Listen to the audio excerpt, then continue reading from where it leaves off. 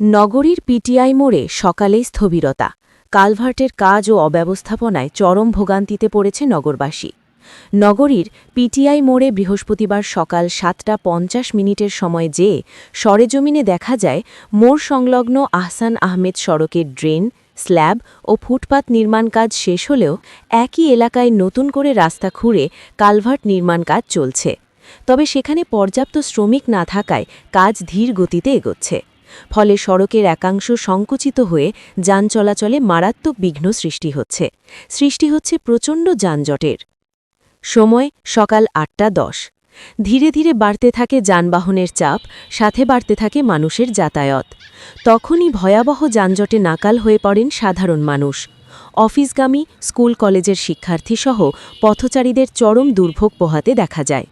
বিশেষ করে স্কুলগামী শিক্ষার্থী ও অফিসগামী মানুষের চাপ বেড়ে যাওয়ায় পুরো মোড় কার্যত স্থবির হয়ে পড়ে। রিকশা, অটোরিকশা ও মোটরসাইকেলের দীর্ঘ সারি তৈরি হয়।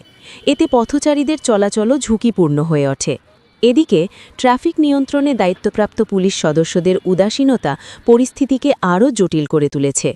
ঘটনাস্থলে কয়েকজন ট্রাফিক পুলিশকে দায়িত্ব পালনের বদলে দূরে ফুটপাতে দাঁড়িয়ে গল্পে ব্যস্ত থাকতে দেখা যায়।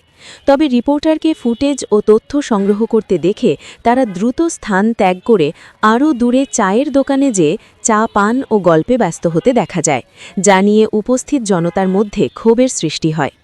অন্যদিকে কাজের দায়িত্বে থাকা ঠিকাদারি প্রতিষ্ঠান শহীদ এন্টারপ্রাইজের কোনো দায়িত্বশীল প্রতিনিধিকে ঘটনাস্থলে পাওয়া যায়নি। এতে করে কাজের তদারকি নিয়েও প্রশ্ন উঠেছে। অভিভাবকদের অভিযোগ, এই সড়ক ঘিরে সেন্ট জোসেফস উচ্চ বিদ্যালয়, খুলনা করোনেশন সরকারি মাধ্যমিক বালিকা বিদ্যালয়, খুলনা শিশু বিদ্যালয় সহ প্রায় ৩ ডজন কোচিং সেন্টার রয়েছে। প্রতিদিন প্রায় ১০,০০০-এর বেশি শিক্ষার্থী এই সড়ক ব্যবহার করে। চলমান খোঁড়াখুড়ি ও যানজটের কারণে তাদের নিয়মিত ভোগান্তি পোহাতে হচ্ছে। স্থানীয় একজন অভিভাবক রফিকুল ইসলাম বলেন, একটা কাজ শেষ না হতেই আরেকটা শুরু করা হয়েছে, কিন্তু ঠিকমতো লোক না থাকায় কাজ এগোচ্ছে না। এতে আমাদের ভোগান্তি বাড়ছে। তাছাড়া ট্রাফিক পুলিশও দায়িত্বে গাফলতি করছে। তাকিয়ে দেখেন, কোথাও কোনো ট্রাফিক পুলিশ নাই, অথচ রাস্তায় প্রচণ্ড জ্যাম। রিকশা চালক, অটো চালক ও পথচারীরাও জানান, সামান্য চাপেই মোড়টিতে যানজট লেগে যাচ্ছে। কার্যকর ট্রাফিক ব্যবস্থাপনা না থাকায় পরিস্থিতি আরও খারাপ হচ্ছে। এছাড়া ধারণ ক্ষমতার থেকে শহরে যানবাহন বেড়ে যাওয়ায় পরিস্থিতি আরও নাজুক হয়েছে।